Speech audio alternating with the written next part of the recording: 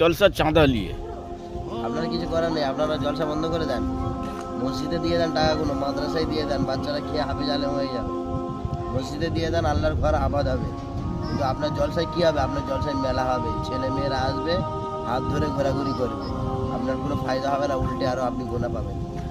আমরা কিন্তু এই জলসাটা এই জন্যই তো করছি যে আপনারা এই বিষয়ে কথাগুলো জলসায় তুলবেন, না ওয়াজ করবেন। আমাদের তোলার জন্য আসবেন, আপনারা মসজিদে আসবেন, ইমাম সাহেবের কাছে আসবেন, আপনারা ইনশাল্লাহ কথা পেয়ে ক টাকা দিচ্ছেন। আপনি যদি আমার এখানে 1 ঘন্টা বায়ান শোনান, আমি আপনার কাছে 1 টাকাও দাবি করবো না।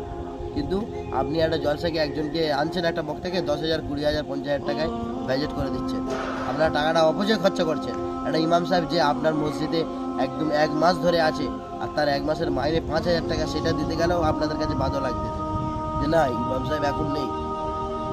তাহলে আরেকটা জিনিস শুনুন, সারা রাত জলসা হয়েছে, আপনি 1 লাখ টাকা খরচা করে জলসা দিয়েছেন, আর ইমাম সাহেবকে সারা রাত স্টেজে বসে রেখেছেন, আর ফজরের পরে ইমাম সাহেবকে দিচ্ছেন 500 টাকা। হুজুর আপনি এটা রাখুন না, হাত খরচ। আপনি তাকে 500 টাকা দিচ্ছেন, আর তার চোখের সামনে তার বুকের ওপর থেকে ওই রকম একই আলেম হাফেজকে আপনি 10,000, 20,000 টাকা করে ওদের হাতে হাদিয়া দিয়ে দিয়েছেন। হ্যাঁ, ওই রকমভাবে ইমাম চলে? আজকের ইমামদেরকে খারাপই আর ইমামটাই ফেলেছেন, আর আপনারাই ফের আবার ইমামদেরকে বদনাম করছেন। আমাদেরকে আপনারাই গল্প করেন, হুজুররা এখন তাবিজ পানি করছে, টাকা পয়সা নিচ্ছে, তাই করছে, এই করছে। কি করবে? তার 5,000 টাকা বেতনে চলবে?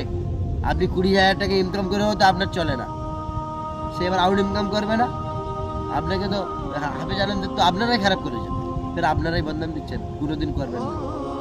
তাকে 20,000 টাকা। কিন্তু হুজুর আমাদের ইমাম সাহেব তো এই বিষয়ে কিছু বলেন না যে আমার মাইনে কম হচ্ছে বা আমার এতে চলছে না। দেখুন আল্লাহ তাআলা বলেন যে লোকের কাছে হাত পাতো, বলেছে না এই হাতটার থেকে এই হাতটা দামি। বুঝতে পারছেন তো? মানে এই যে দেনেওয়ালা হাতটা দামি, এই লেনেওয়ালা হাতটা দামি নয়।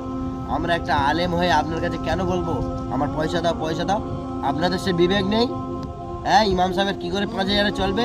এখন মাংসের কিলো 300 টাকা, চালের কিলো, চালের বস্তা 2,000 টাকা, 1,500 টাকা, তাহলে ইমাম সাহেবের কী করে চলবে? আপনার ছেলেমেয়েরা নেই, তাহলে আপনার হিসাবটা আপনি দেখে ইমাম সাহেবকে ঢেলে দেন, আর ইমাম সাহেব চাই দেন। ইমাম সাহেব নিজের কষ্ট নিজের ভিতরে ঢেলে রেখে।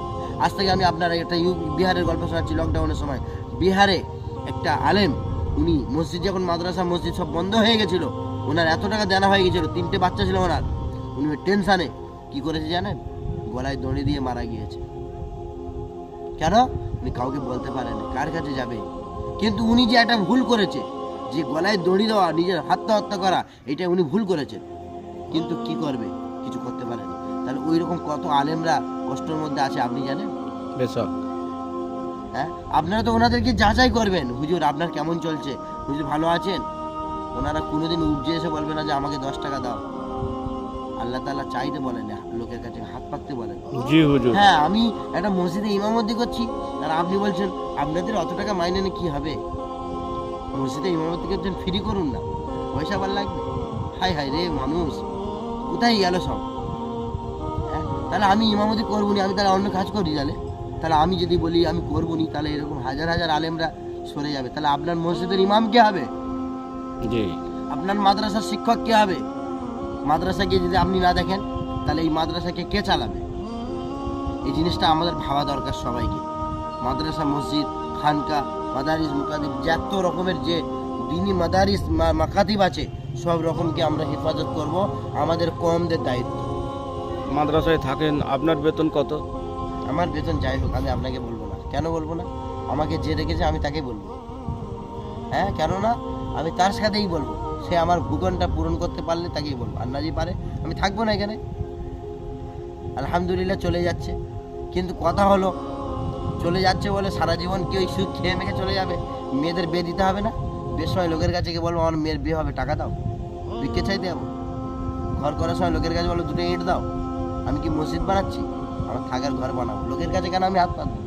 আপনি আমাদের মাদ্রাসার জলসা হবে, আসবেন, আর ওই জলসায় আমি বায়ান রাখবো, আপনি শুনবেন। কেননা জলসা করা মানে লোক টুকাও লাগাবে না, আপনি কিছু আল্লাহর রাস্তে কথা রাখবেন। কথা রাখবেই তো, যেমন এখানে রেখেছি, ফ্রি রাখবো, পয়সা লাগবে না। যেমন এই বিষয়ে বললেন আপনি যে মসজিদের ইমামের বিষয়ে, সত্যি আমাদের কেন তার ঘর আছে, সংসার আছে, বিবি আছে, বাচ্চা আছে, মা আছে, যেমন আমাদের সকলের আছে, কিন্তু আমরা তার খোঁজ নিইনি।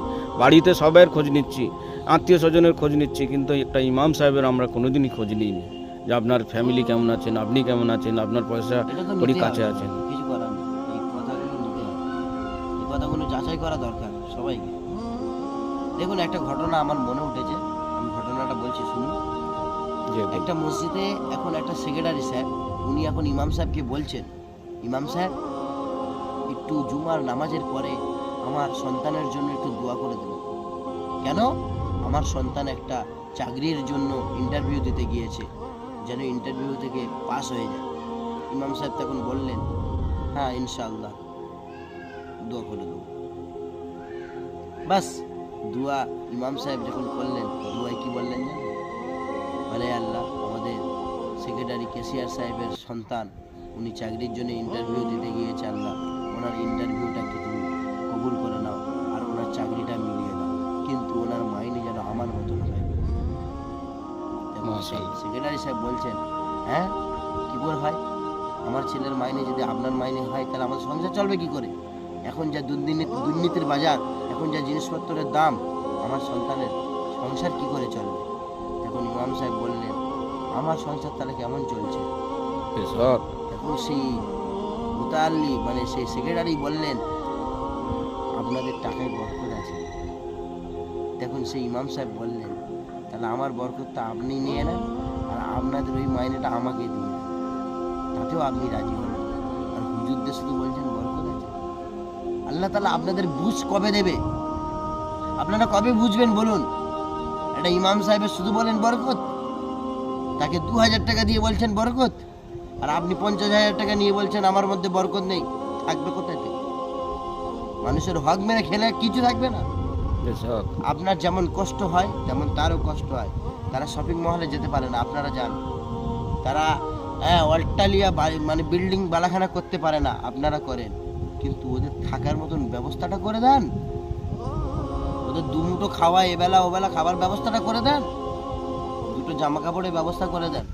আপনারা তো আপনাদেরই চিন্তা করছেন, দ্বিতীয়বার আর এই কথাটা বলবেন না। এই যে আপনার টাকায় বরকত আছে আর আমাদের বরকত নেই, এই কথাটা বলবেন না। আপনিও ইমাম হয়ে যান। কে মানা করে? মানা করেছে কে? আপনি আলেম হন না। আর যদি আরেকটা কথা, যদি বলি আপনার ছেলেকে মাদ্রাসায় দিয়ে দেন, তখন কি বলেন জানেন আপনারা? যে আমার ছেলে মাদ্রাসায় পড়লে, হাফিজ আলম হলে গরিব, কোথায় ইনকাম, অত কম দামে কি করে আমাদের সংসার চলবে, অত কম পয়সায়? আর ওই মানুষ কি বলেন জানেন? ওই মানুষ বলে হুজুরা লোকের বাড়ি খেয়ে খেয়ে পেট মোটা করে নিচ্ছে। হ্যাঁ, হুজুরা খেয়ে খেয়ে পেট মোটা করে নিচ্ছে। আপনার সন্তান যখন হাফিজ আলম হবে, আপনি বলছেন আমার ছেলেরা কি করে সংসার চলবে, আমার ছেলেদের কি করে চলবে? আর আপনি লোকের হুজুরের ভুল ধরেন। আপনার বিবেকটা কোথায় গিয়েছে বলুন তো? আমি যে কথা বলেছি না, কাদের গায়ে ধাক্কা লাগবে জানেন? যে যারা ইমামদের খুঁজে নেয় না, কৃষক যারা মসজিদের সেক্রেটারি কমিটি যারা দায়িত্বে আছে, যারা ইমামকে চেনে না, গোলাম মনে করে, গোলাম, যে তাদের গায়ে লাগবে। আর আমি তাদেরকেই বলছি, ভাই আমার কথার মধ্যে কোনো ভুল ত্রুটি বেয়াদবি হয়ে থাকলে ক্ষমা করে দেবেন, আর আপনারা আপনাদের নিজেদের ভুলগুলো ঠিক করে নেবেন। কৃষক আপনার মতে মত আমার। জি জি ঠিক আছে, সবাইকে আল্লাহ তাআলা হেফাজত করুন, আল্লাহ আর আল্লাহ তাআলা সবাইকে ভালো রাখুক, সুখে রাখুক। আসসালামু আলাইকুম। ওয়া আলাইকুম আসসালাম।